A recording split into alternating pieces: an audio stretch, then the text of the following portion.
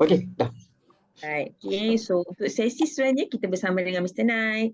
Silakan. Okey, terima kasih kepada Puan Fazira selaku moderator pada malam ni. Okey, Assalamualaikum dan selamat malam kepada semua. Saya punya suara ni jelas tak? Salam sihat. Waalaikumsalam. Jelas tak suara saya ni? Kejap saya share screen dulu. Jelas. Jelas ya. Okey. Okey, screen dah share dah. Okey, boleh kita mulakan untuk sesi Market Outlook pada malam ni bagi sesi 21 hari bulan Ogos 2023. Tak lama lagi kita akan menyambut kemerdekaan lah. Okey. Untuk minggu ini, apa yang kita akan lihat untuk pergerakan harga emas? Macam biasa, kalau anda dengar suara saya ni memang kita tak cerita macam apa, kita tak cerita benda lain lah.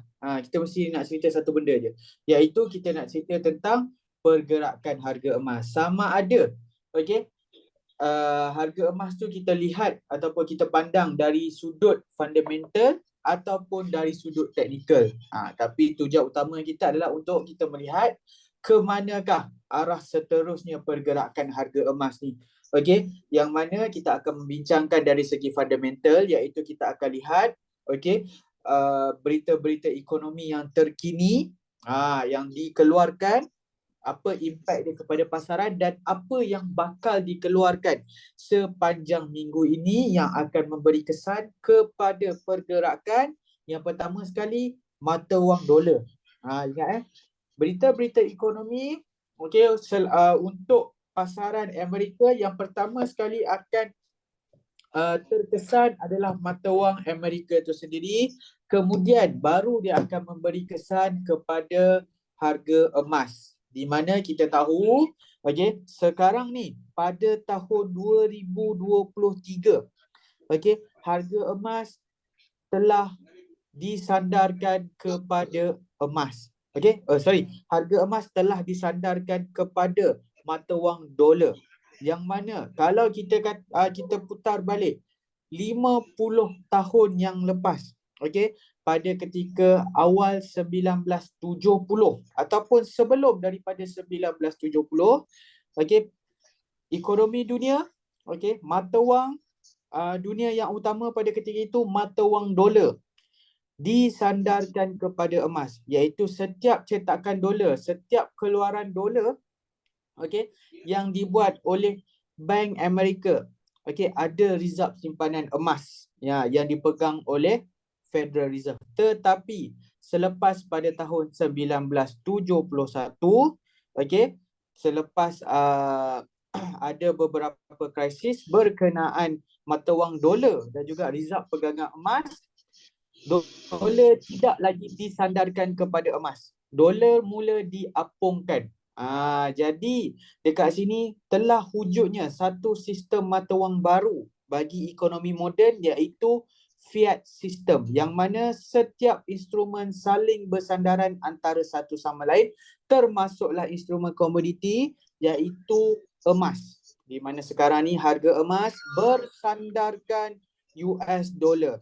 Apa-apa yang terjadi pada mata wang dolar akan menjejaskan pergerakan harga emas. Sama juga, okey, supply and demand emas, okey, permintaan dan penawaran dalam pasaran emas selaku safe haven juga akan menjejaskan, okey, ataupun memberi impak kepada pergerakan mata wang dolar.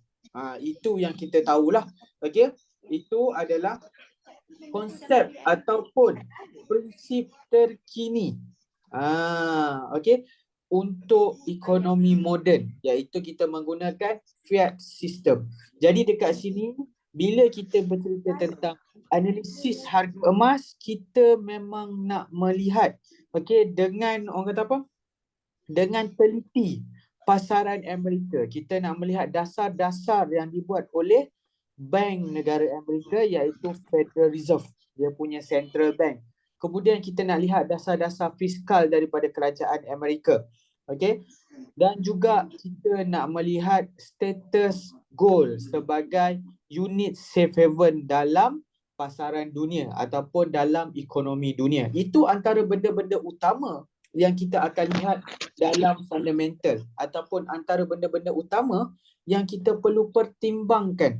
Okey, bila kita membuat satu-satu analisis untuk fundamental ni, selain daripada kita hanya bagi tumpuan buka Forex Factory dan lihat pada kalender, kita kena lihat juga isu-isu semasa yang di luar kalender. Yang di dalam kalender adalah perkara-perkara yang telah dijadualkan.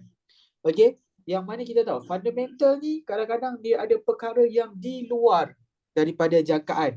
Contohnya isu-isu melibatkan perbankan, melibatkan perniagaan, juga akan menjadi salah satu penyebab kepada sentimen semasa, terutamanya untuk mata wang dolar. Okey, jadi pada minggu ni kita nak lihat dulu sebelum kita pergi lebih jauh untuk fundamental ni, sebelum kita berbincang lebih jauh tentang fundamental analysis, kita nak pergi dahulu untuk apa? Kita nak pergi dahulu untuk kalender. Kita nak tengok kalender pada minggu ini start pada hari Ahad, Ogos 20 sehinggalah pada hari Sabtu, Ogos 26. Yang mana kita lihat harga emas hanya akan open, dia punya market ataupun harga emas ni akan bergerak bermula daripada hari Isnin sehingga ke hari Khamis. 5 hari seminggu.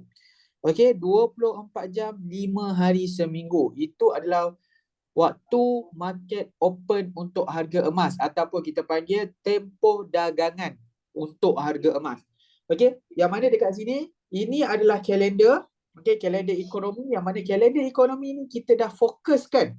Okey, kita dah fokuskan untuk mata wang dolar. Kalau lihat dekat sini, dia punya currency semuanya adalah dalam unit dolar. Bermaksud ini merupakan berita ekonomi yang telah kita tapis hanya untuk pasaran dolar.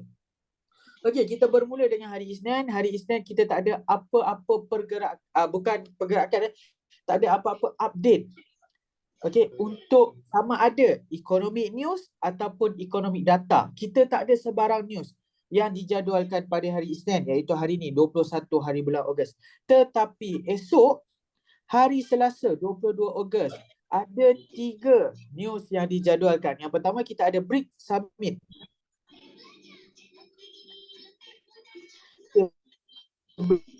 BRICS Summit ni akan sepanjang tahu sedikit detail tentang BRICS ni. BRICS ni merupakan satu pakatan ataupun gabungan baharu yang terdiri daripada Brazil, Rusia, India, China dan juga South Africa untuk membentuk satu pakatan ekonomi yang tujuan utama dia adalah mengurangkan dominasi dolar dalam pasaran. Jadi BRICS ni juga boleh dikatakan akan memberi satu kejutan sekiranya ada update-update penting ketika BRICS Summit ni. Akan memberi kejutan.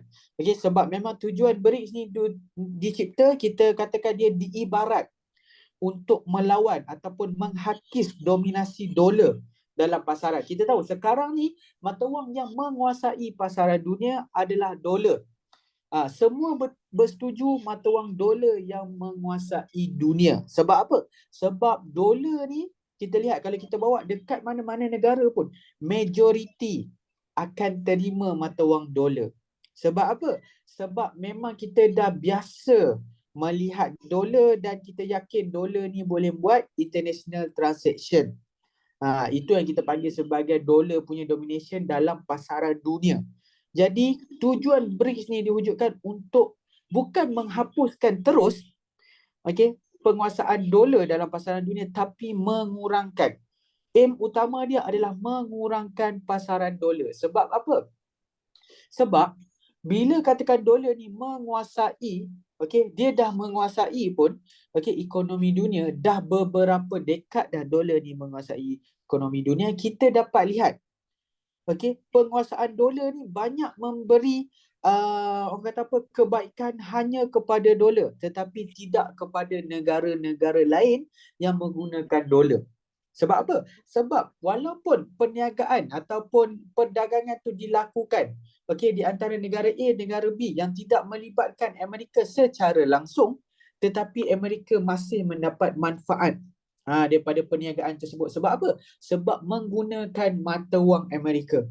Jadi dekat situ secara tidak langsung sebenarnya bila you menggunakan mata wang satu negara tu, you sebenarnya tengah create demand untuk mata wang negara tersebut. Jadi Amerika ni tak perlu bersusah payah untuk orang kata apa, memperluaskan dia punya ekonomi, hanya memperluaskan pergunaan mata wang dolar saja telah create satu demand yang besar bagi mata wang negara dia. Jadi dekat situ dia menyebabkan mata wang dolar ni untuk create satu value yang sangat tinggi berbanding mata wang negara yang lain. Okey, itu adalah tujuan BRICS ni untuk mengurangkan dominasi tu. Yang mana ini dilihat tak adil. Okey, ketika penguasaan dolar ni berlaku, hanya Amerika yang mendapat manfaat. Okey, negara-negara lain tak mendapat manfaat lah. Okey, kemudian kita ada pada pukul 10, kita ada new existing home sale dan juga Richmond Manufacturing Index, yang mana kita lihat hari Selasa hanya ada news yang medium impact. Jadi dekat sini medium impact punya news yang berlabel berwarna oranye ni akan memberi kesan kepada pasaran, akan memberi impact kepada pasaran ya. Okey, sebab apa? Sebab ini yang merupakan news yang akan memberi sentimen pada hari Selasa. Dan juga dia merupakan antara news yang terawal dirilis pada minggu ini. Jadi kesan dia kita boleh nampak dalam pasaran lah. So kita boleh bagi tumpuan pada hari Selasa untuk dua news medium impact. Kemudian berganjak pula kepada hari Rabu. Hari Rabu kita ada manufacturing PMI. Kalau saya zoom dekat sini. Okey, kita ada yang berwarna label merah. Kita tahulah bila kita buat fundamental analysis, yang berlabel merah sentiasa menjadi keutamaan kita. Memang kita bagi keutamaan penting kepada berlabel merah. Memang kita nak perhatikan label merah dahulu. Apa dia punya outcome? Sebab apa? Yang berlabel merah ni, okey, adalah high impact. Kalau katakan news ni release, okey, kebiasaan dia memang akan memberi kesan yang besar kepada pasaran. Dia akan inject volume.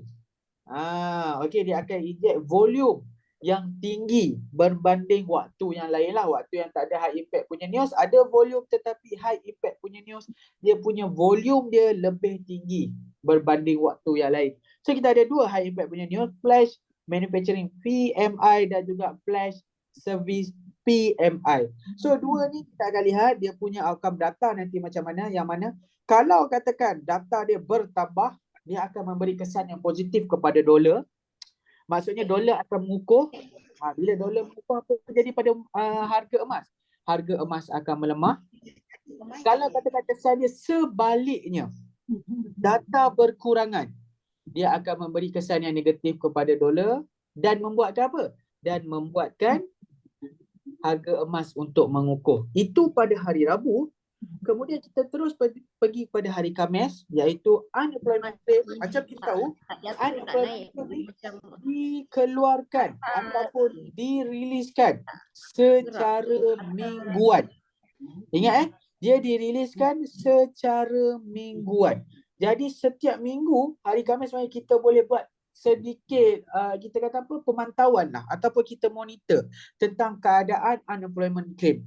Yang mana unemployment claim ni akan memberi kesan juga kepada mata wang dolar. Macam mana dia memberi kesan?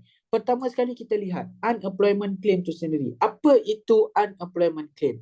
Unemployment claim merupakan satu insurans pengangguran.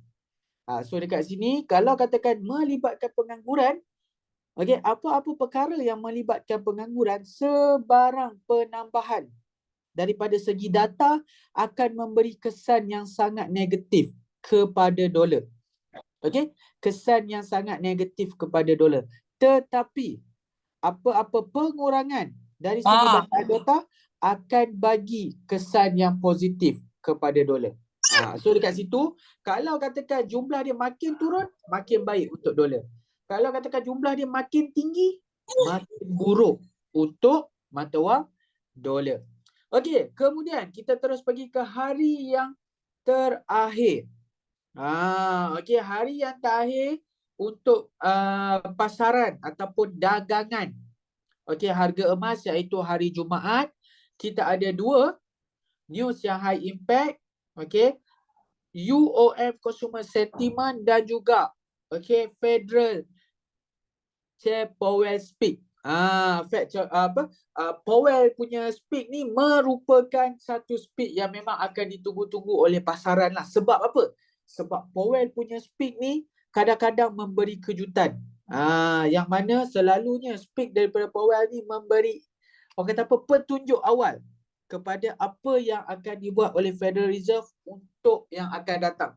Maksudnya, okey, polisi yang akan diaplikasikan ataupun yang akan diguna pakai oleh Federal Reserve, okey, untuk minggu-minggu yang akan datang, selalunya kita akan dapat hint daripada ucapan Powell.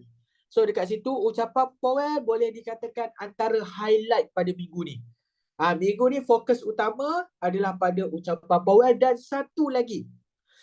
Ya, 26 Ogos hari Sabtu, yang mana ini merupakan satu event sekali setahun. Boleh dikatakan sekali setahun lah. Iaitu event apa? Event Jackson Hole Symposium. Apa tu Jackson Hole sebenarnya?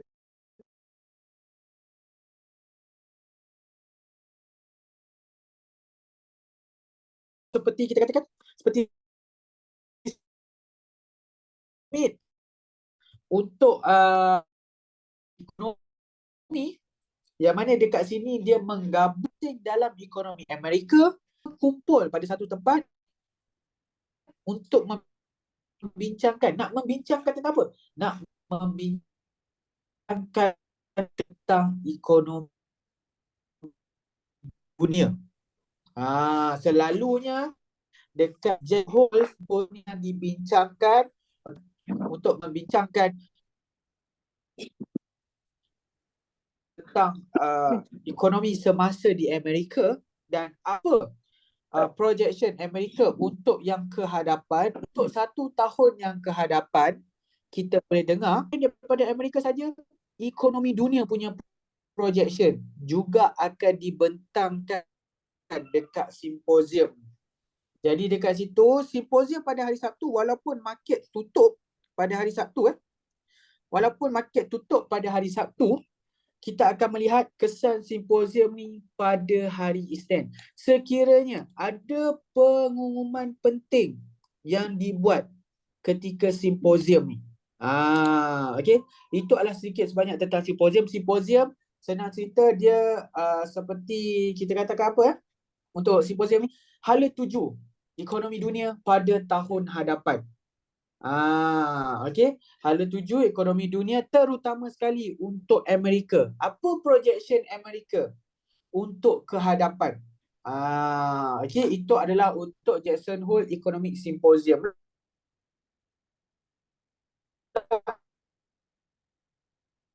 Okey, kita nak lihat untuk yang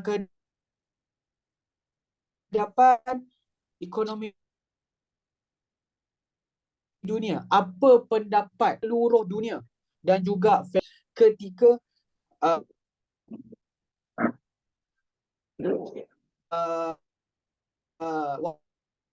waktu sekarang ni dan tahun yang pada tahun ini, iaitu tahun 2023. Dan perkara tu kita dah rasa, okey, kita dah lalui sepanjang tahun 2023, bukan sepanjang tahun lagi, kita baru di bulan Ogos, tetapi sedikit sebanyak kita dapat lihat ada sedikitlah cebisan,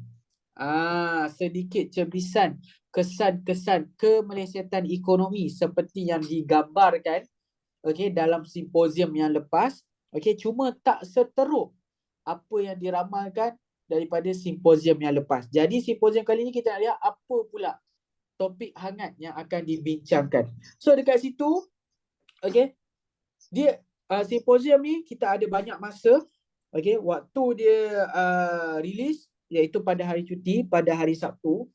hari Ahad, okey, kebanyakannya penalisis pasaran akan mengeluarkan kita katakan pendapat dan kesan daripada pasaran. Kemudian open market pada hari Isnin, okey, kita dah boleh ada gambaran awal apa kesan simposium ni kepada mata wang dolar dan juga harga emas. Sedikit sebanyak kadang-kadang dia akan bagi efek juga daripada simposium ni. Kalau katakan ada announcement, so simposium ni akan berlangsung selama 3 hari. Okey, hari Jumaat,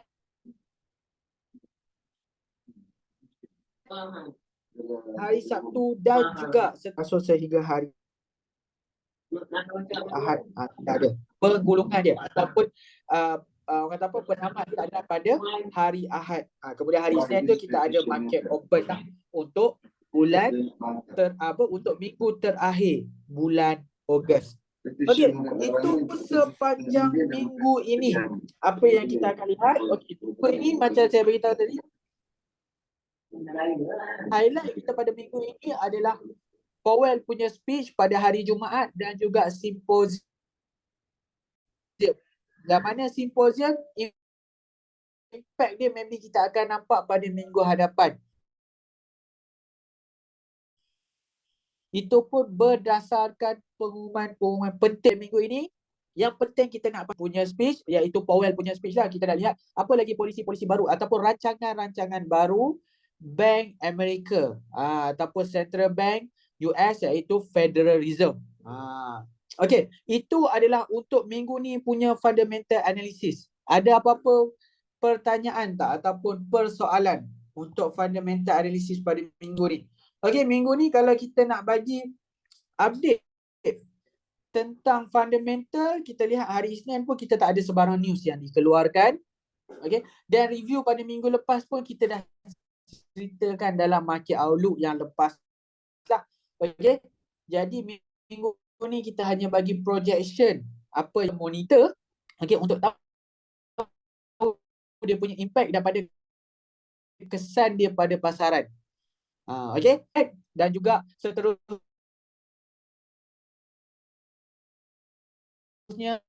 kita akan ada high impact punya news lah. Setiap hari Sabtu tu dia punya news tak akan bagi direct kesan kepada market sebab market tengah cuti. Pasaran harga emas ditutup. Jadi you tak akan nampak kesan lah dalam pasaran harga emas. Okey, ada apa-apa soalan tak? Siapa ada soalan untuk fundamental analysis?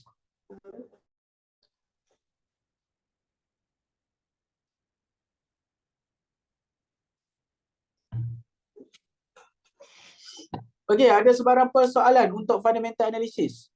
Ada tak? Siapa ada persoalan untuk fundamental?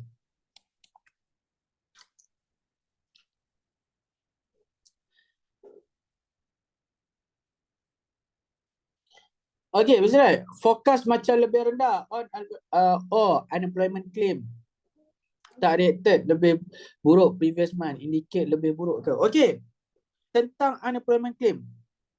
Okey, unemployment claim ni berdasarkan fokus adalah berapa? 241,000. Okey. Berbanding 239 pada bulan lepas. Maksudnya ada penambahan. Okey. Dia bukan lagi penambahan tu bukan lagi dari segi actual data, masih lagi fokus punya data. Maksudnya ini hanya ramalan akan ada penambahan untuk insurans pengangguran. Okey. Hanya ramalan, okey, akan ada penambahan. Okey, ramalan ni kita boleh katakan dia punya projection performance dia 50-50 lah.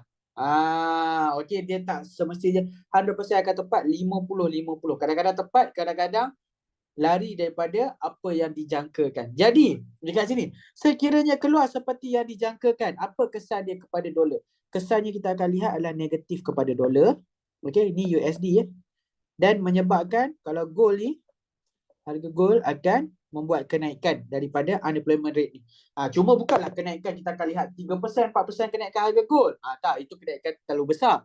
Cuma adalah hint-hint pergerakan harga emas tu naik. Maybe paling maksimum kita boleh lihat, okey, dalam satu malam tu 1% kenaikan. Ataupun kebiasaannya kurang lah. Untuk unemployment rate punya news, kesan-kesan dia maybe lah. okey, 0.2%, 0.3% pergerakan yang akan dia buat pada waktu tu. Okey, depend on volume dia. Okey. Itu kalau katakan keluar seperti apa yang dijangkakan. Kalau keluar unexpected punya data, bermaksud dia tak keluar 214 ataupun yang lebih tinggi daripada 214, dia tak keluar macam tu. Dia keluar kurang daripada 239. Ya, kurang.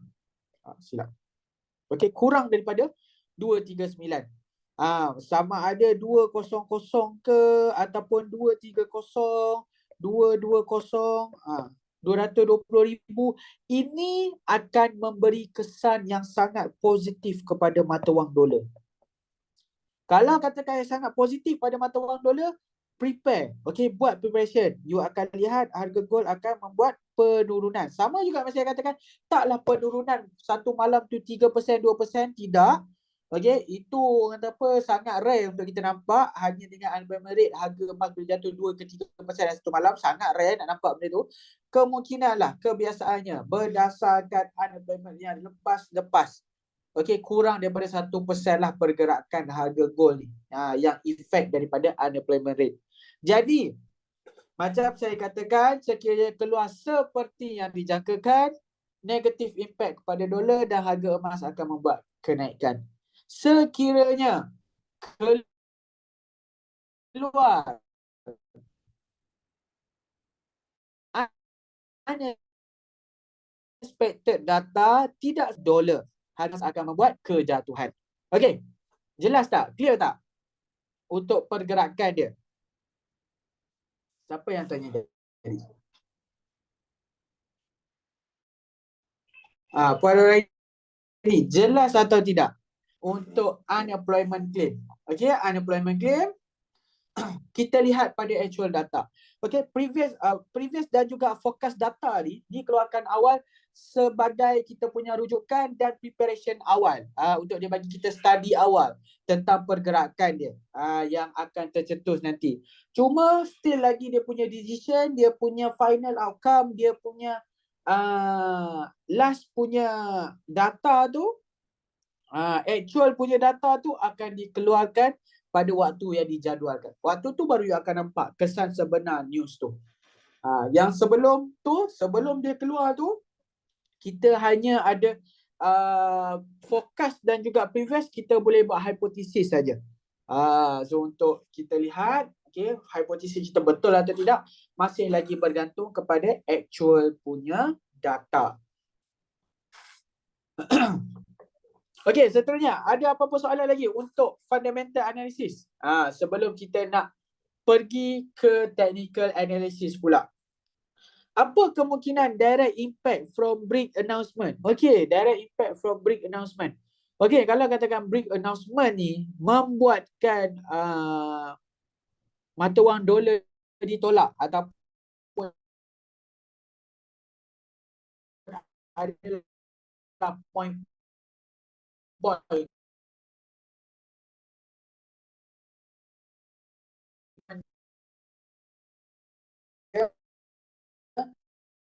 membuatkan sudah banyak orang menyebabkan mata wang dolar ni untuk melemah. Sekiranya begitulah. Tetapi kalau katakan summit ni tak ada pengumuman yang penting, tak ada sebarang orang kata apa, seperti perjanjian, perjanjian yang dibuat di antara negara-negara BRIC ni untuk proceed lebih ke depan dalam usaha dia orang untuk menggunakan dominasi dolar ni. Kita dapat lihat BRIC punya summit ni tak bagi kesan sangatlah kepada dolar. Cuma kita lihat apa pengumuman-pengumuman penting yang membuatkan ekonomi dunia ni mula berpaling kepada dolar. Itu baru akan memberi kesan kepada dolar. Okey, kita still lagi menunggukan apa intipati daripada BRICS punya summit ni. Apa yang dibincangkan dan apa yang bakal diperkenalkan kepada dunia. Kalau dia benda yang diperkenalkan tu, dia ada satu yang baik, satu yang orang kata apa, dapat mengurangkan dominasi dolar, standby. Harga dolar akan melemah based on news tersebut lah. Walaupun tindakan dia masih belum dilakukan, baru pengumuman untuk perancangan, dia akan memberi kesan. Walaupun kesan dia tak begitu besar lah, tapi kesan tu still kita akan nampak dalam pasaran. Kita akan nampak mata wang dolar akan mula terjejas. Okey, itu tentang briefs. Jom technical. Boleh. Okey. Semua bersetuju ke untuk terus kita pergi ke technical analysis pula? Boleh ke? Ada apa-apa soalan untuk fundamental ataupun boleh kita terus proceed ke technical analysis? Okey, boleh Okey, untuk technical analysis pada minggu ni, ramai yang tunggu-tunggu market outlook ni, dia nak tunggu technical sebenarnya. Ramai yang bagi tahu saya, market outlook ni nak tunggu technical lah. Ni training view nak suruh subscribe. Sebenarnya tak payah pun. Okey. Kita just guna orang kata apa? Yang free ni pun dah cukup dah. Okey. Ni per gram. Kita jarang lihat untuk per gram walaupun chart dia sama. Okey, untuk full counting yang lebih orang kata apa? Okey, dekat sini lah.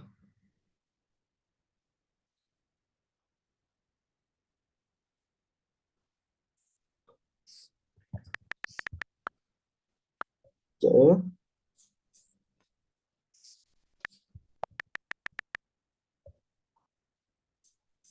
Okey. Okey, kebiasaannya kita guna yang ni kan.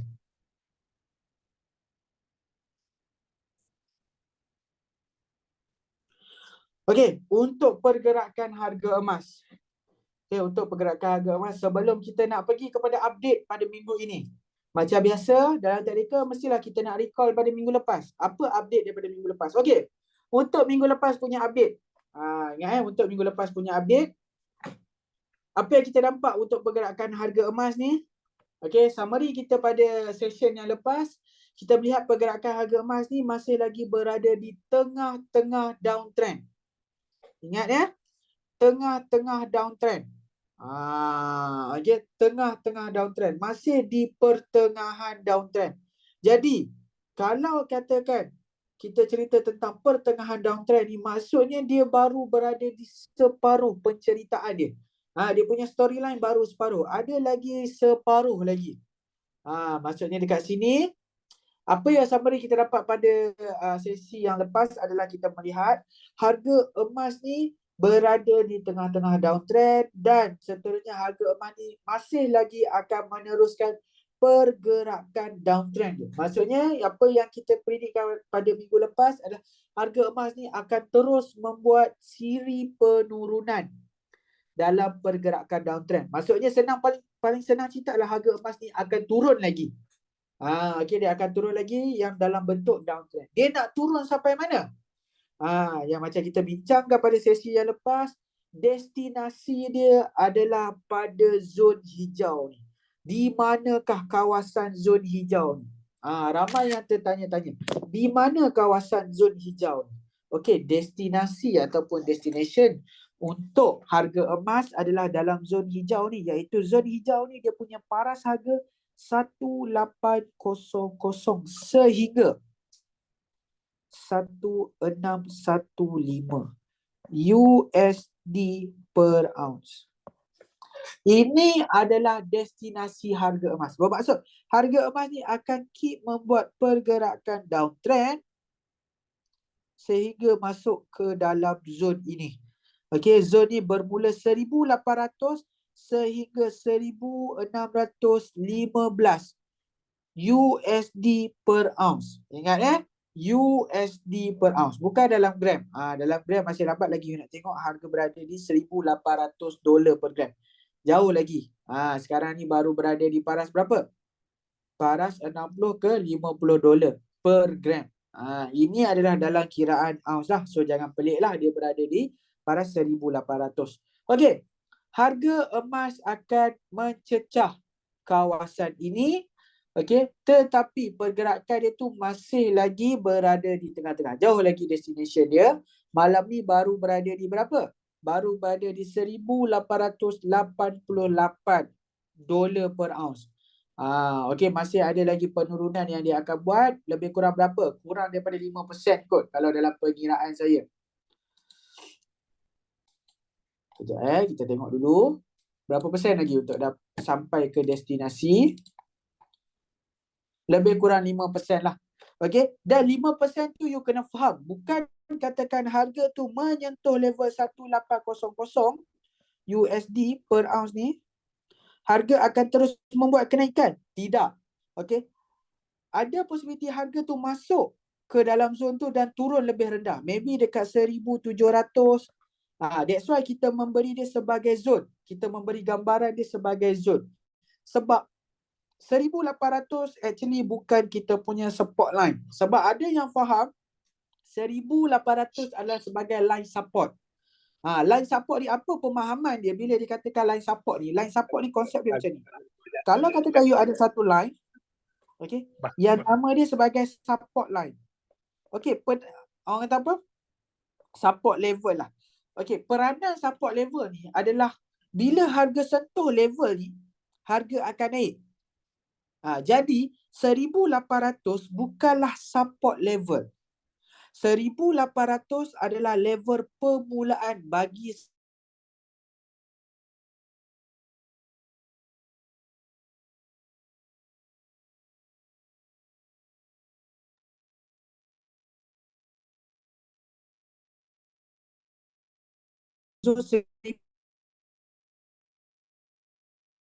maksudnya harga masuk 1800 dan turun lebih rendah. Okay? Dia akan turun lebih rendah untuk mencari support line dalam zon tersebut. Cuma zon tu bermula pada 1800. Jadi zon ni, okay, apa function zon ni adalah sebagai buy zone.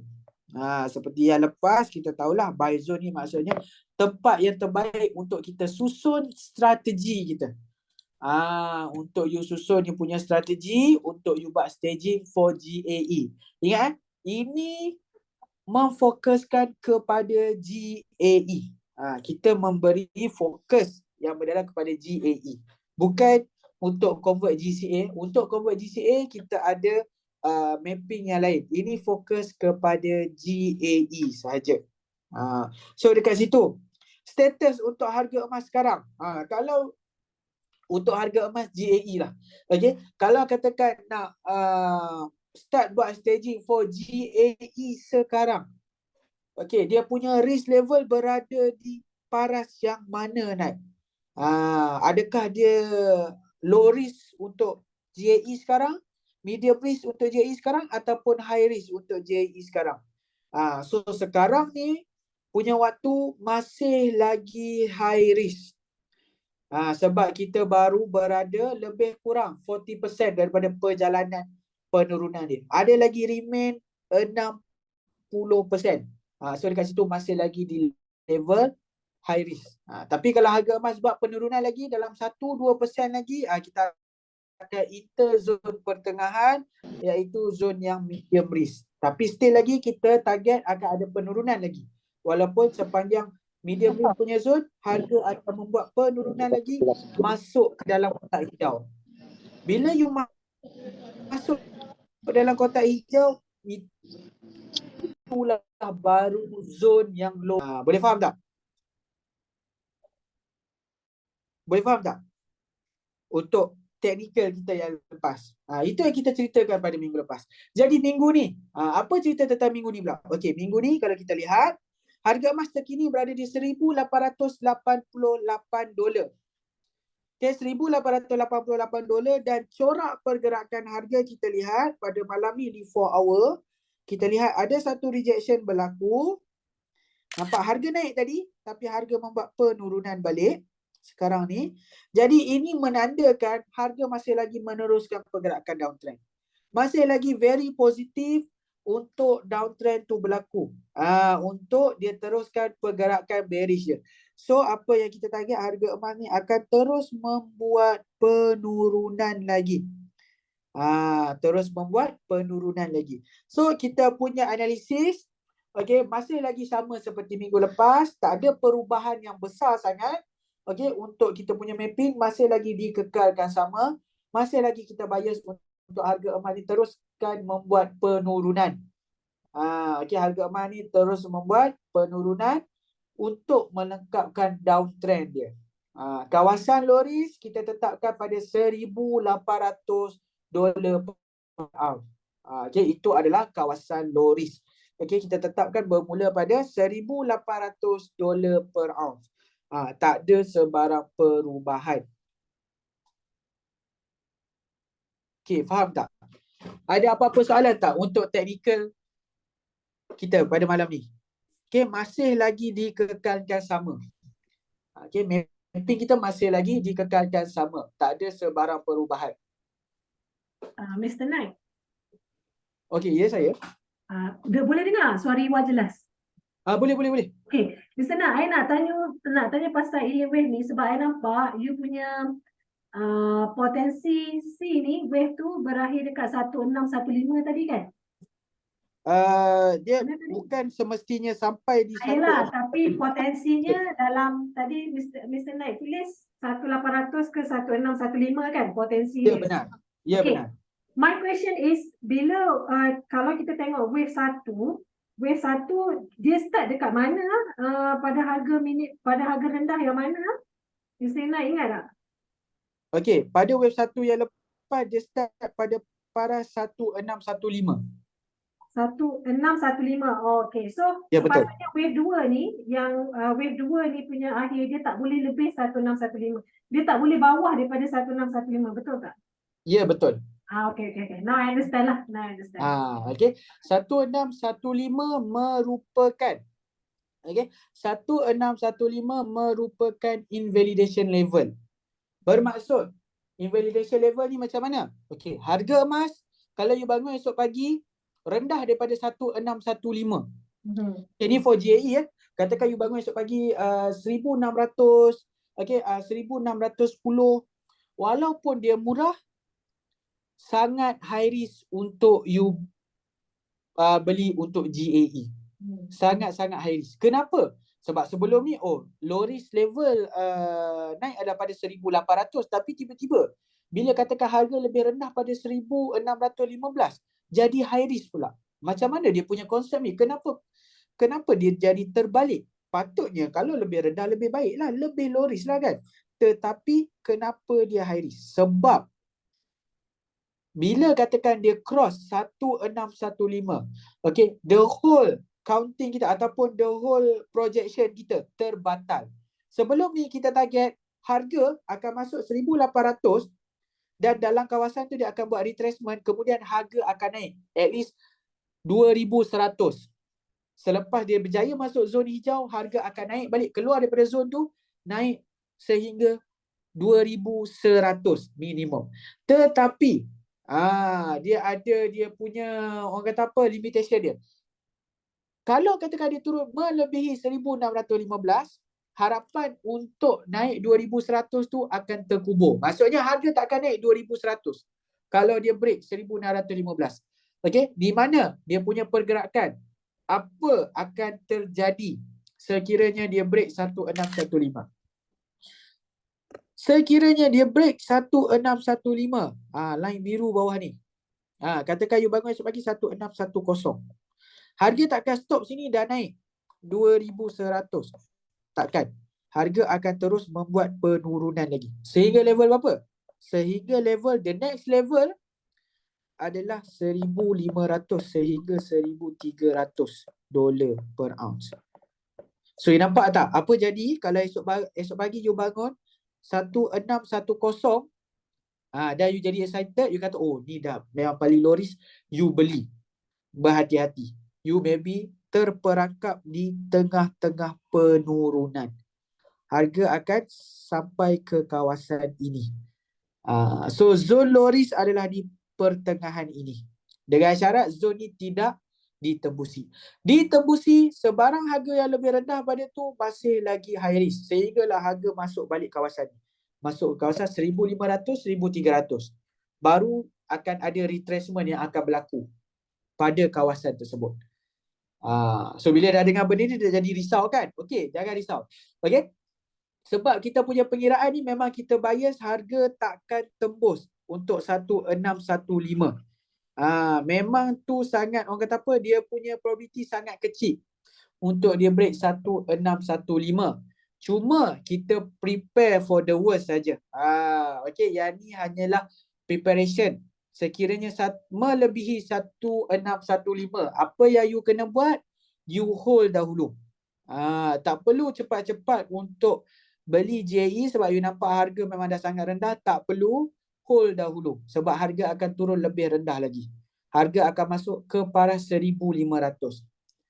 Itu cerita dia.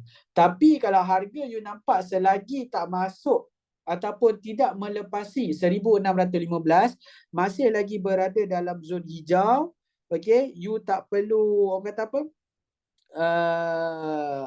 tak perlu risau sebab akan berlaku retracement dalam zon tersebut. Memang kita sangat bias untuk retracement berlaku dalam zon tersebut dan harga naik melepasi $2,100 per ounce. Okey, dapat tak? Dapat. Untuk level 1600 itu level yang sangat seram lah. Okey, 1600 dia penentu antara harga berjaya naik untuk create the new high ataupun harga akan membuat penurunan lagi. Okey, untuk dia turun lebih lagi. Melepasi 1600. Dia akan masuk ke zon 1500. Memang kita nampak jarak dia jauh. That's why kita masih bias akan ada retracement berlaku dalam zon hijau. Jadi tak perlu risaulah. Kawasan 1600 tu masih jauh. Maybe harga takkan touch tu. Kita target paling high probability harga akan buat retracement adalah di tengah-tengah zon ni. Iaitu di kawasan 1700, okey, 1800 sehingga ke 1700 punya kawasan. Itu adalah kawasan yang paling high probability kita target akan ada retracement berlaku. Biasanya another question. Ada tak possibility dia tak masuk pun zon hijau ni? Dia pergi mungkin 1848 ke 1840. Lepas tu dia naik balik. Ada possibility tersebut. Ada possibility harga tak masuk langsung dalam zon hijau kita. Harga hampir-hampir zon hijau dan harga naik. Tetapi, okey, masih lagi possibility itu kita nampak jauh lagi untuk dicapai. Sebab apa? Sebab dari segi pergerakan dia punya pattern dia masih belum lengkap lagi. Kita punya konsep senang saja. Okey. Prediction kita based on Fibonacci punya level yang mana ini hanyalah kita punya projection. Harga boleh sampai atau tidak. Kita punya confirmation masih lagi dia punya pattern. Okey. Sekiranya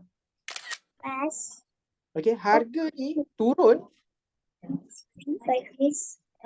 Okay, dia turun dan dia buat pattern ni. Maksudnya dia melengkapkan 3, 4 dan 5. 5 dia tidak memasuki zon hijau ni. Okay. Sangat valid untuk harga terus naik. Dia tak perlu masuk dalam zon hijau pun harga naik. Tetapi buat masa sekarang ni kita masih belum nampak lagi pattern ni. Okay, pattern 3, 4, 5 masih lagi dia belum create. Kita tak dapat lagi 3 ni untuk selesai dan 4 ni untuk selesai. 3, 4 dia ada, kemudian penurunan 5, barulah kita akan nampak pattern tu valid. So bila once pattern ni valid, dia tak perlu tunggu masuk dalam kotak hijau. Cuma sekarang ni, walaupun dah menghampiri kotak hijau, okay, ada lebih kurang plus minus. Ada lebih kurang plus minus 5% lagi, kita masih belum nampak perkara ni terjadi. 3, 4 dan 5 kita masih belum nampak lagi. So kalau dalam zon 5% ni, dia create 3, 4, 5 ni, kemungkinan signal untuk staging JE akan keluar lebih awal. Akan keluar sebelum 1800. That's why sekarang ni adalah time yang sangat crucial untuk kita monitor the price. Setiap pergerakan yang price buat, okay, akan memberi update yang sangat besar kepada kita. Untuk sama ada harga dia akan proceed penurunan, okay, zon hijau tu ataupun sebelum zon hijau dia akan buat retracement ke atas. For now masih lagi on track sebab kita masih belum nampak lagi penghujung untuk 3, 4 dan 5. Kita tak nampak lagi penghujung dia. Once kita nampak 3, kita akan tunggu untuk 4. Once kita nampak 4, kita akan tunggu untuk 5. Once kita nampak 5 siap, okay, prepare. Tak ada dalam zon hijau pun, kita akan blastkan signal untuk staging GAE for low risk. Selagi kita tak nampak 3 ciri tu, 3, 4 dan 5 kita tak nampak lagi, Okay, kita masih lagi menunggu dia.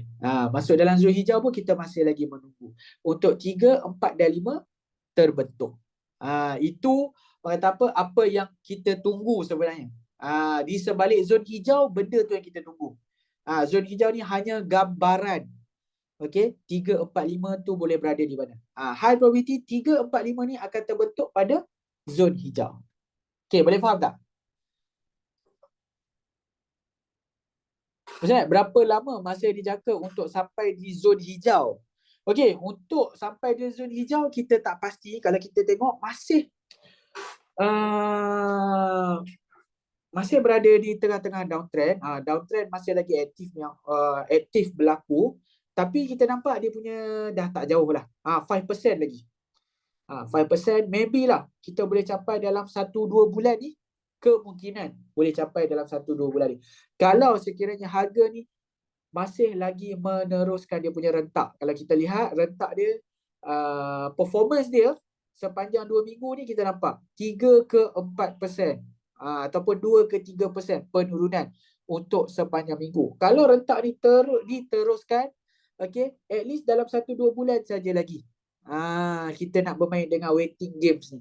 Kemudian dah boleh start susun strategi for JE. Itu anggaran sekiranya dia punya orang kata apa, dia punya momentum ni dikekalkan.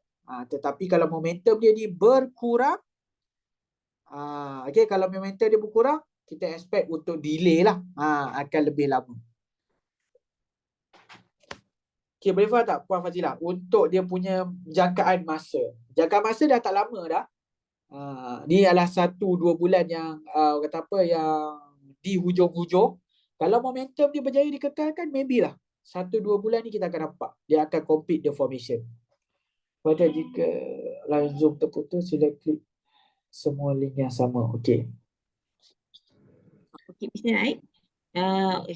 Tadi Cik Mus bagi tahu yang dia dah set sampai pukul 10.30 Zoom link ni.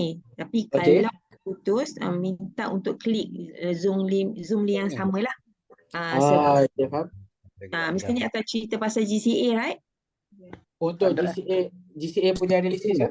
Yeah. Boleh. Okay, tak perlu boleh continue. Kalau sekiranya dah terputus nanti, you all semua klik kepada link yang sama. Okey, baik.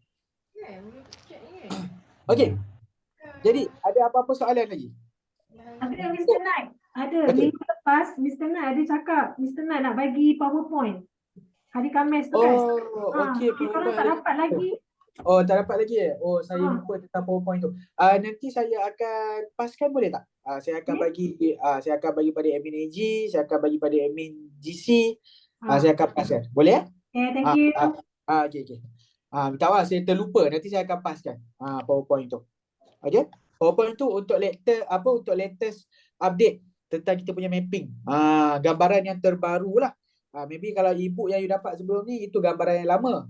Okey, picture dia masih sama. Okey, cuma candle yang depan tu tak ada lah sebab tu screenshot yang lama. Ni screenshot yang baru, you dapat gambaran yang baru. Okey? Tak ada Okey, ada apa-apa soalan sebelum saya nak sambung pula bercerita tentang GCA? Sebab ada yang tanya, kenapa GCA dan GAE kita punya projection ataupun kita punya prediction berbeza? GAE kita cerita tentang high risk sekarang. Tetapi bila tanya tentang GCA, low risk pula.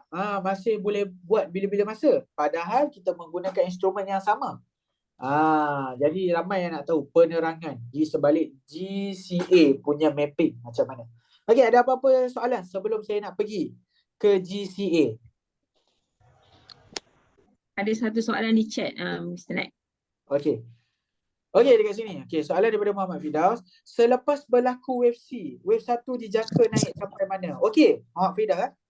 Selepas berlaku selepas berlaku wave C, kenaikan seterusnya adalah untuk wave 1, yang mana wave 1 tu dia punya level adalah subwave bagi 3. Ingat dia adalah 1 bagi 3. Okey, kebiasaannya untuk wave 1 ni dia tak ada method untuk kita predict dia akan naik sampai mana. Based on teori pun disebabkan 1 ni merupakan permulaan satu cycle Jadi dia merupakan benchmark kepada cycle tersebut. Jadi bila katakan benchmark ni, kita tak ada rujukan sebelum daripada tu lah. Untuk teknikal ni, konsep dia kita perlu ada rujukan sebelum daripada tu. Jadi bila katakan wave 1 ni permulaan bagi satu cycle yang baru, okey, dia adalah satu-satunya yang pertama. Jadi dia tak ada rujukan yang lepas. So kat situ kita tak boleh jangkakan satu ni sampai mana. Okey, kita tak boleh jangkakan satu ni sampai mana. Walaupun kita tak boleh jangkakan satu ni sampai mana, tapi kita boleh jangkakan subwave bagi satu di dalam. Kita akan pecahkan dia kepada 5 wave. So kita akan predict on 5 wave di dalam satu. So kerja dia lebih kepada time frame yang lebih kecil lah untuk predict wave 1 ni sampai mana. Tapi untuk kita predict the whole wave 1 tak boleh. Tak ada bacaan Fibonacci yang digariskan untuk wave 1. Jadi wave 1 ni konsep dia adalah, okay, you tunggu sampai dia siap saja. Itu konsep lebih senang pasal wave 1 ni. Sebab kita nak predict on wave 1 memang tak ada method. Okay, kita akan tunggu sampai dia siap. Kemudian bila dia turun 2, baru kita akan start ada prediction for 2 akan sampai mana. That's why saya katakan at least 2100. 2100 tu bukanlah penamat bagi satu. Kemungkinan waktu 2100 tu dia masih lagi dalam 1 ataupun dia dah start on 3. Sebab 1 kita tak tahu dia akan sampai mana. Cuma yang kita tahu direction dia akan naik. Sampai mana tu kita tak pasti for 1. Okey, jelas tak? Faham Okey, mantap kalau faham. Lagi ada soalan lagi? Sebelum saya nak pergi ke GCA pula. Sebelum kita nak masuk ke GCA.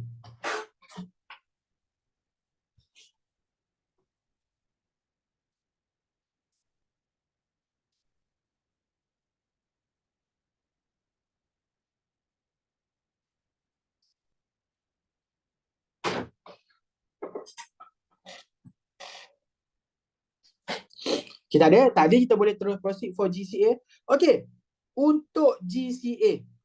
Ni GCA sedikit. Bukan sedikit lah. Okey, GCA ni memang simple je sebenarnya. Dia tak terlalu detail seperti JE. Sebab apa? Dia punya pengiraan dia. Okey, kita punya projection for GCA ni lebih kepada higher time frame. Apa yang dimaksudkan dengan higher time frame tu? Dekat GCA ni saya selalu hilang. Okey, dekat sini. Okey, apa cerita dia untuk GCA? Okey, GAE tadi kalau you lihat time frame yang saya gunakan time frame H4. Okey, bagi sesiapa yang tak memahami tentang time frame ni adalah ibaratkan skala untuk you zoom in ataupun zoom out di dalam satu chart. Okey, selain daripada saya zoom in macam ni, dia ada satu lagi method untuk kita zoom in di dalam chart ni. Okey, dengan cara kita menukarkan time frame. Apa maksud time frame tu dekat sini? Time frame tu bermaksud unit, okey, setiap time frame tu dia memberi gambaran. Okey, ukuran kepada satu candle. Ini nama dia sebagai candle. Okey, you nampak batang-batang ni, okey, seperti satu orang kata apa? Satu candle lah dekat sini. Bentuk dia memang bentuk candlestick. Satu bar. Satu bar dekat sini, nama dia sebagai candlestick. Yang mana candlestick ni, okey, dia ada tempoh waktu dia. Untuk satu-satu ni complete. Okey, tempoh waktu untuk satu-satu candle tu untuk complete dia akan bergantung pada time frame mana you buka. Okey, time frame ni dia ada pelbagai. Kita ada starting daripada monthly, bermaksud satu candle ni makan masa 1 bulan. Kalau you buka monthly, okay, you tengok candle tu, okay, dia akan makan masa 1 bulan. Tengoklah tu bulan apa? Maybe bulan Mei. Maksudnya ini adalah harga untuk bulan Mei. Sepanjang bulan Mei, you boleh nampak, oh, harga bulan Mei dia turun ke bawah. Okay, katakan yang ni. Okay, 1 bulan. Maybe ni harga bulan Mac. Harga bulan Mac naik ke atas. Itu maksud candlestick. Okay, dan juga time frame. Yang mana time frame ni dia menetapkan satu candlestick tu mewakili waktu berapa. So kita ada time frame untuk bulanan, kita ada time frame mingguan, kita ada time frame harian. Bermaksud satu candle ni 1 hari. Kemudian kita ada time frame 4 jam, bermaksud satu candle ni berbawa maksud 4 jam. Dan kita ada time frame 1 jam, 30 minit, 10 minit, 5 minit dan 1 minit. Jadi dekat sini apa yang kita faham, sekiranya kita tengok time frame bulanan, bermaksud satu candle ni 1 bulan. Jadi dalam the whole picture ni kita boleh capture berapa candle. Katakanlah plus minus kita boleh capture 40 candle. Kita ada gambaran pergerakan 40 candle dekat sini. So kita ada gambaran untuk 40 bulan punya pergerakan. Itu sekiranya time frame 1 bulan. Sekiranya kita menggunakan time frame harian, okey, masih lagi pada range yang sama, 40 candle plus minus 40 candle. So kita nampak untuk berapa hari? Kita nampak untuk 40 hari punya pergerakan. Yang mana 40 hari punya pergerakan ni kita boleh compress dalam satu candle bulanan. Sekiranya kita buka candle time frame bulanan. Itu adalah tentang time frame. Jadi kalau katakan you buka time frame dengan range waktu yang lebih kecil, contoh you buka time frame 4 jam, time frame 1 jam, maksudnya you tengah tengok structure yang lebih kecil. You tengah zoom in. Kalau you tengok time frame yang besar, maksudnya you tengah zoom out. You tengah tengok trend harga yang besar. Okey, itu berkenaan time frame. Sebelum nak memahami tentang konsep prinsip GCA punya mapping, you kena faham tentang time frame dulu. Okey, boleh faham tak tentang time frame? Faham atau tidak untuk time frame ni?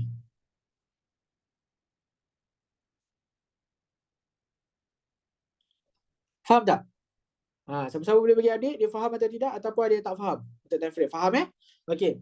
Sekiranya faham, baru kita berbalik kepada konsep GCA. Okey, GCA ni dia adalah boleh dikatakan dia punya prinsip adalah seperti spot market, di mana kita tak terima sebarang penambahan financing dari segi capital. Bermaksud kita punya, contoh kita buat GSA adalah kita punya spot market, kita just convertkan saja kepada GCA, tapi model dia masih model yang sama, iaitu model spot market. Kita tak ada penambahan dari segi capital. Jadi dia punya orang kata apa, dia punya, kita katakan trading style dia adalah lebih ke arah long term swing. Okey, long term swing. Swing jangka panjang. Okey, swing tu dia dah long term tak, tapi ni nak menggambarkan dia lebih jauh lagi. Lebih lama lagi swing ni. Itu kita bagi dia sebagai long term punya swing. Okey. Jadi, okey, untuk GCA, saya nak dekat sini, okey, bagi tahu saya berapa total spread yang you orang kata apa, yang dikenakan ke atas you ketika you convert kepada GCA. Boleh bagi tahu saya tak? Berapa total spread? Okey, daripada you start from orang kata apa, GSA, you convert pada GCA, berapa total? Berapa spread untuk GSA plus payment fee untuk GCA? Berapa? Boleh bagi tahu saya tak? Berapa? GSA kita dikenakan berapa? Okey, Muhammad Fida jawab 10.5. Ya, betul. 10.5 total. Okay, 7% from GSA, 3.5 from GCA, so total 10%. Okay, 10.5%. Jadi, spread kita, ni untuk kita kaedah, ni kaedah untuk kita tentukan di time frame mana kita perlu lihat ataupun kita perlu tengok untuk buat analisis bagi sesuatu produk tersebut. Macam GAE kita tahu, dia 3.5. Okay, 3.5. Saya cerita tentang GAE dulu. GAE 3.5%. Maksudnya setiap pergerakan yang melebihi 3.5, dia akan bagi profit untuk Eden. 3.5 pula. 3.0. Sorry. 3.0 untuk kali 10. 3.0. So sebarang kenaikan yang melebihi 3.0 akan bagi profit kepada kita. So dekat situ, kenaikan yang melebihi di 3.0 saya boleh highlight kan. Yang ini melebihi kawasan ni melebihi 3.0, yang ni melebihi 3.0. So nampak tak? 3 kali kita boleh dapat for GAE saja. So dekat situ GAE ni time frame dia kecil. Kita akan zoom in. Kita akan lihat pergerakan yang kecil. Tu GAE, faham untuk GAE. Kemudian datang pula GCA ni, dia 10.5%. 10.5 kawasan-kawasan yang saya highlightkan ni, okey, 10.5 kat kawasan ni, ada kenaikan melebihi 10.5 tak? Tak ada. kawasan sini ada kenaikan lebih 10.5 tak? Tak ada. Kawasan sini tak ada. So dekat situ time frame yang perlu kita lihat adalah time frame yang lebih besar. Kita perlu lihat trend yang lebih besar. Trend daily ke atas. So dekat situ dalam elliott wave ni, okay, dia mudah disebabkan dia dah bahagikan dia dah filter down kat kita structure mana kecil, structure mana besar. Structure yang warna purple ini adalah structure yang kecil, structure yang kita fokuskan kepada GAE. Structure yang kita fokuskan kepada GCA adalah structure yang besar ni. Nombor 1 besar ni. Ini adalah structure yang kita fokuskan kepada GCA. Sebab apa? Sebab you tengok nombor 1, sepanjang pergerakan nombor 1. Kita tengok, kita ukur nombor 1 ni berapa. Nombor 1 ni 28%. 28% saya nak tanya, kalau you buat GCA di permulaan harga dan harga naik complete nombor 1, dapat tak you terminate in profit untuk GCA? Terminate GCA in profit, dapat atau tidak? Dapat. Okay, dapat kan? Sebab apa? Sebab dia above 10.5. Okay. Jadi seterusnya 1 dah lengkap. Okay, habis cerita pasal 1. Seterusnya adalah 3. So 3 ni, kita punya projection for 3, kita ambil sekali kita sekalikan 3 dan 5. 3, 5 ni kita ambil sekali terus. Iaitu kita nak ambil the highest one. Kita ambil yang paling tinggi terus. Iaitu kita pergi dekat 5. 5 ni, projection kita adalah pada berapa? Pada 2,500. Ini projection kita untuk melengkapkan harga di 5. Maksudnya harga tu untuk melengkap cycle yang besar. Cycle 1, 2, 3, 4, 5. 5 yang terakhir, 5 yang paling besar tu adalah pada 2,500 kita jangkakan. So yang ni adalah kita punya aim for GCA. Jadi dekat situ, kenaikan harga pada waktu sekarang ni nak pergi ke 2,500 jauh. Okay? Ini dia punya kenaikan harga. Ni jarak dia. Berapa persen tu? Jarak dia ada lebih kurang 34%.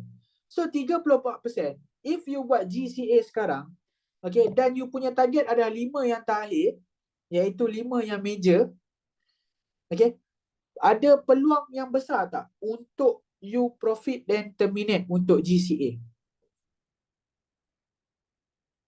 Ada peluang yang besar tak? Ada. Ada kan? Sebab apa? Sebab target kita adalah for the last wave. Long term.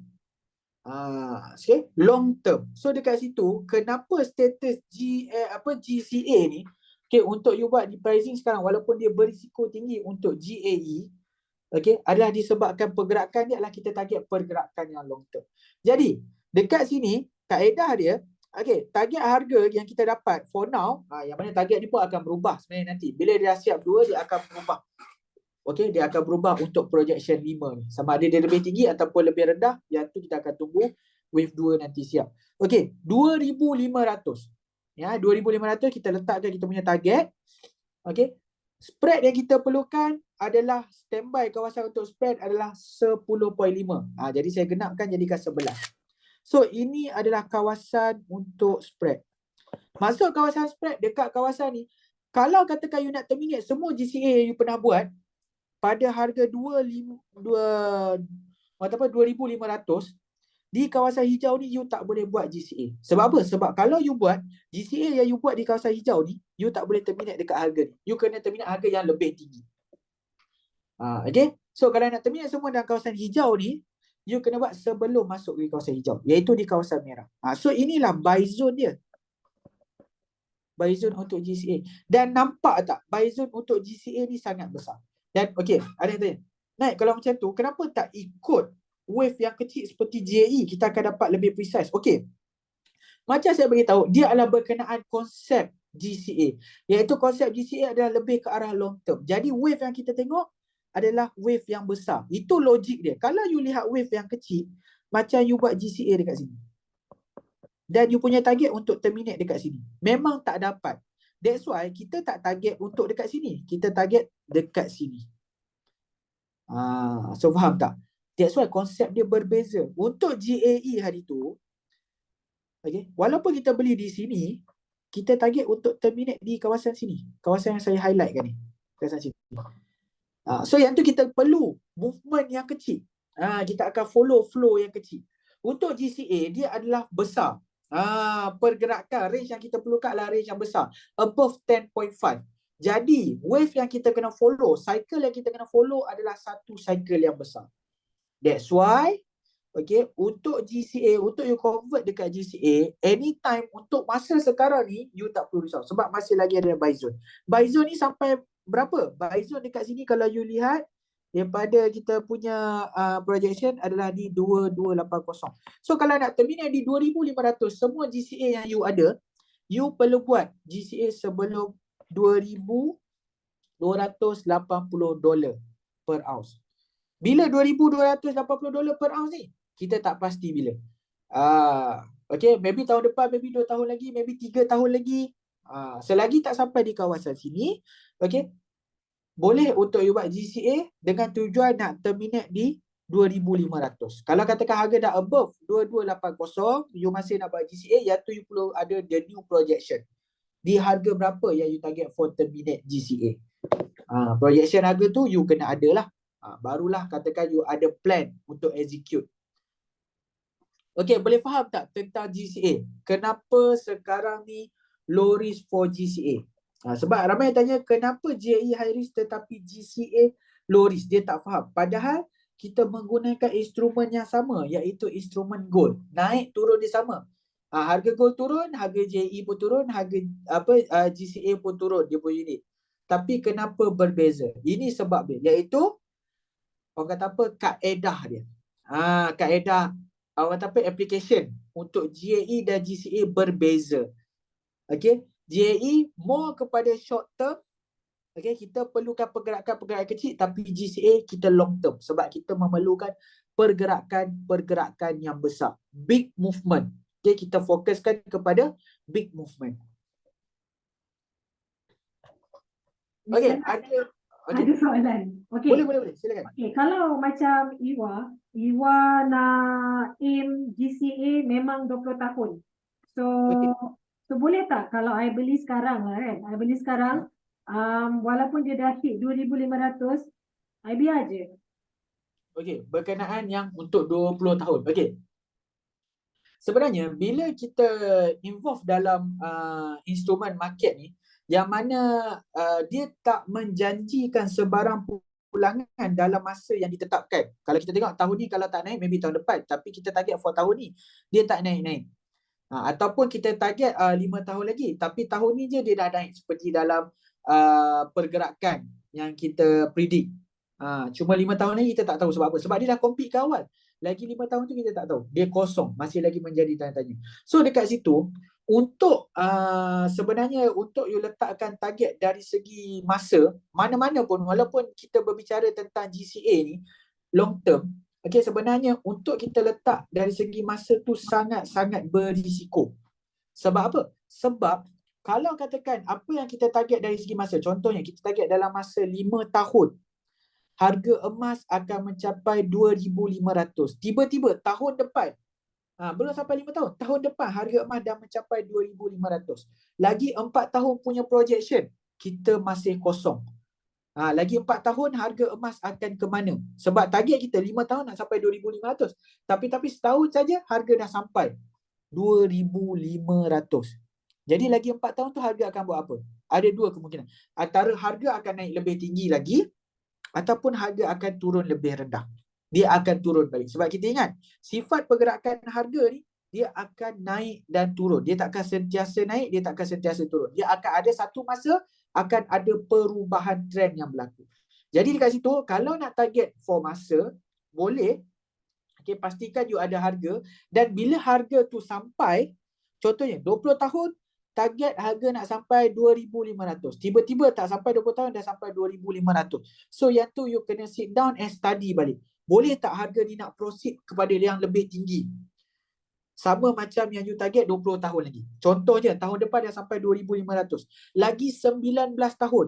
Ada possibility tak harga untuk push lebih tinggi daripada 2,500? Ataupun you tengok, dah sampai 2,500, ini adalah final. Harga dah nampak dah terlalu tinggi. Dah tak boleh untuk push lebih lagi. harga kemungkinan ada pergerakan downtrend pula yang akan berlaku. So you kena ambil kira. Downtrend tu akan makan masa berapa lama.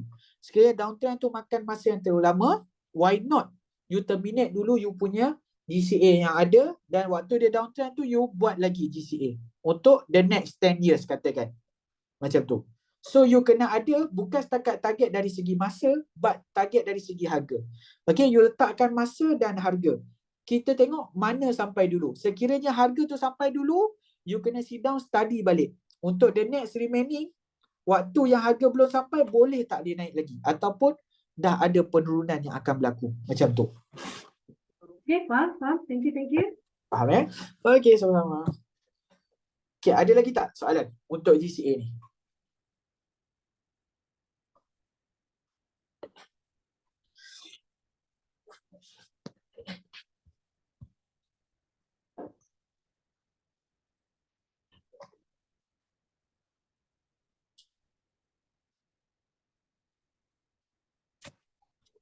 Okey, ada lagi untuk GCA? Jelas kan? Okey, jelas Yang lain ada soalan lagi tak? Untuk GCA ataupun semua jelas untuk sesi kita pada malam ni untuk GCA? Okey, jelas Okey, sekiranya jelas, saya rasa itu saja perkongsian saya untuk sesi Maki Outlook pada malam ni. Okey, nanti saya akan paskan slide tu. Okey. Ramai yang tunggu slide tu kan? Okay, tak apa, nanti saya akan paskan untuk slide tu. Okey.